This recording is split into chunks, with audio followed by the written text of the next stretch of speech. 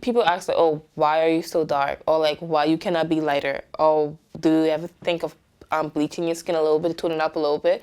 It just make you feel like, okay, what is so wrong with me being dark skinned and like, and if God created me this way, why you cannot accept me this way? Why you cannot see me other than seeing me for just my skin color?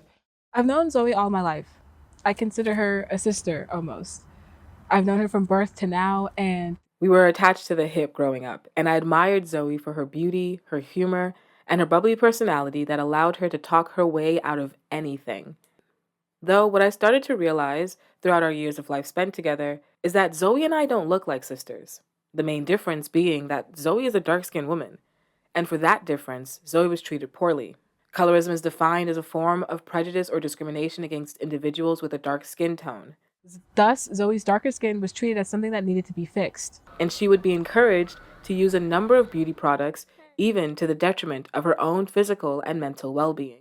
Family members, they will come up and they'll be like, "Oh, you're so dark. I think that you should use this to lighten up your skin, or I think you should use this cream to brighten up this area." So I just thought that if I made those changes, then I'll probably be beautiful. When I reached in first form, um, my mom, there was a lady, it was a Haitian lady. She had a shop. Um, she told my mom that, oh, I was too dark, so she gave her like a bunch of bleaching products, and I will use them. And it will brighten up my skin. I'm not gonna lie. Like 2 weeks time, I'll see like a little change in my face, but it would be like the middle of my face would be brighter, and then the all around would be still dark. So it's like you could have tell I was bleaching. So, can you tell me, do you remember the name of some of the products that you used, or can you describe them? Yes. You have super white, Keratone, papaya soap, lemon soap. You also have cake soap, black soap. There's a lot of soap. The most concerning part about Zoe's experience with discrimination was that it came from people who looked like her, people who looked like me, black people. Me and Zoe hail from the Turks and Caicos Islands, a grouping of islands just south of the Bahamian archipelago. Standards on skin color, hair texture, facial features, and body shape were all created in the early days of colonization. Colorism is so ingrained into the Afro Caribbean culture as a whole that I share an experience with Lenardia Robinson about how we were encouraged to use skin lightening products from a very young age without knowing the intended purpose of the product. All right. So, one of my favorite soap brands is Carrot Complexion Soap. Yep. Girl, this is a skin bleaching soap. Yep. And I've been using it for years. Oh my gosh, no. Okay, so when I first moved to the UK, my mom gave it to me.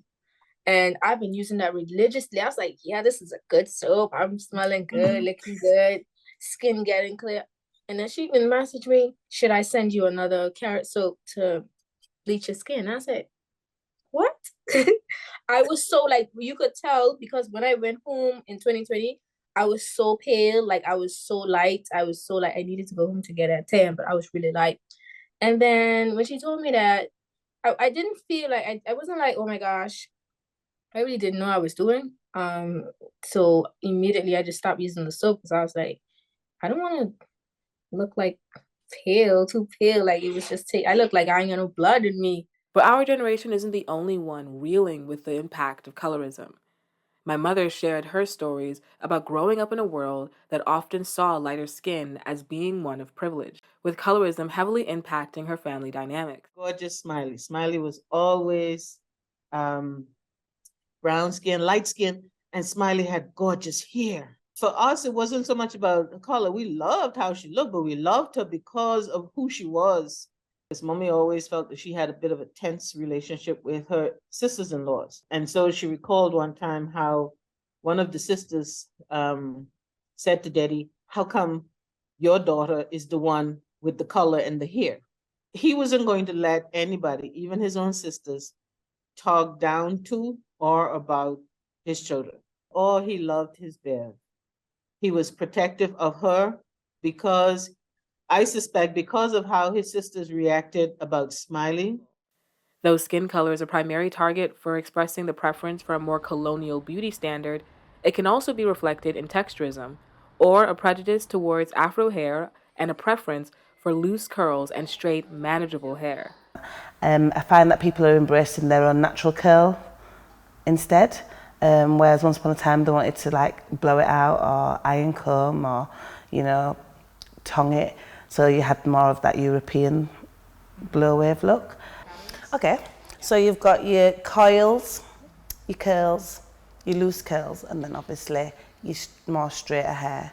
The percentage of customers that I have a good range, but mostly it's Afro hair that I do. So we have the tight coils. At once upon a time we'd say your head's a bit tough, but we don't use them terms no more, because I believe that all hair is nice hair. I know this issue doesn't exist in a bubble, and throughout my research, I've come to see a multitude of different perspectives on the issue. In particular, having the opportunity to platform the voices and experiences of young Black women and older Black women when it comes to colorism is exactly what I needed to make this documentary. So you have to make your own beauty standards. If you want to follow the modern one, you want to go and get surgery done, you want to look like how they say, that's fine. But I just do what I think is, you know, express myself how I want to show people. Like you say, my Get Ready With Me videos. They're not the perfect, no, they're just me and what I think is cool. And if someone else feels that way, then point me as the new modern beauty standards. I've learned to accept me for my skin color and to embrace it. I'll also avoid using bleaching products to try to change my skin tone to impress other people. Because I feel like, you know, if you really love me, you will accept me for who I am.